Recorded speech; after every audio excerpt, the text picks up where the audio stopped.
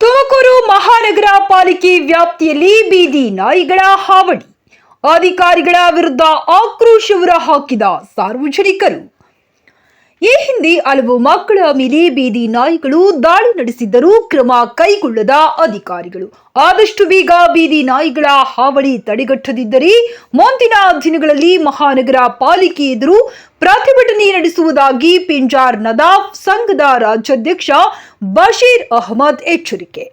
ಈ ವೇಳೆ ಮಾತನಾಡಿದ ಪಿಂಜಾರ್ ನದಾಫ್ ಸಂಘದ ರಾಜ್ಯಾಧ್ಯಕ್ಷ ಬಶೀರ್ ಅಹಮದ್ ರವರು, ತುಮಕೂರು ಮಹಾನಗರ ಪಾಲಿಕೆ ವ್ಯಾಪ್ತಿಯಲ್ಲಿ ಬೀದಿ ನಾಯಿಗಳ ಹಾವಳಿ ಜಾಸ್ತಿಯಾಗಿದ್ದು, ಮಕ್ಕಳು ಹಾಗೂ ದ್ವಿಚಕ್ರ ವಾಹನ ಸವಾರರ ಮೇಲೆ ದಾಳಿ ಮಾಡುತ್ತಿದ್ದು, ಈ ಹಿಂದೆ ಹಲವಾರು ಸಂಘಟನೆಗಳು ಮಹಾನಗರ ಪಾಲಿಕೆ ಆಯುಕ್ತರಿಗೆ ನಾಯಿಗಳ ಹಾವಳಿ ತಡೆಗಟ್ಟುವಂತೆ ಮನವಿ ಮಾಡಿದ್ದರೂ ಯಾವುದೇ ಕ್ರಮ ಕೈಗೊಂಡಿಲ್ಲ.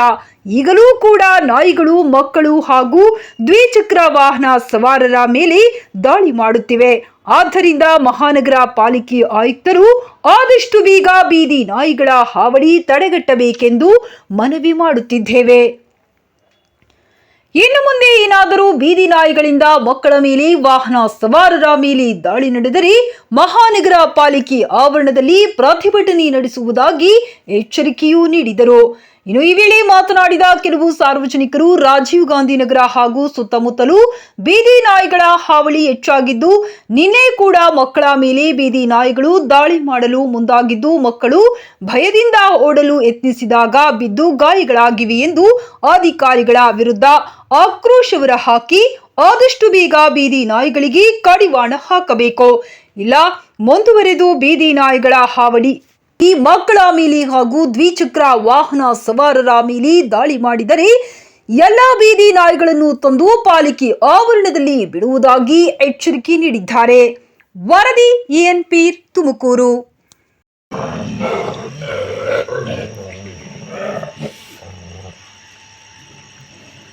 ಮಹಾನಗರ ಪಾಲಿಕೆ ವ್ಯಾಪ್ತಿಯಲ್ಲಿ ಬೀದಿ ನಾಯಿಗಳ ಹಾವಳಿ ಹೆಚ್ಚಾಗಿದ್ದು, ಅಗತ್ಯವಾಗಿ ಸೂಕ್ತವಾಗಿ ಆಯುಕ್ತರು ಕ್ರಮ ಕೈಗೊಳ್ಳಬೇಕು. ಈ ಹಿಂದೆ ಹಲವಾರು ಸಂಘಟನೆಗಳು ದೂರು ನೀಡಿದ್ದು ಯಾವುದೇ ಕ್ರಮ ಆಗಿಲ್ಲ. ಈಗಲೂ ಸಹ ಮಕ್ಕಳಿಗೆ ಮತ್ತು ಈ ದ್ವಿಚಕ್ರ ವಾಹನ ಸವಾರರಿಗೆ ತುಂಬ ತೊಂದರೆ ಆಗ್ತಾಯಿದೆ.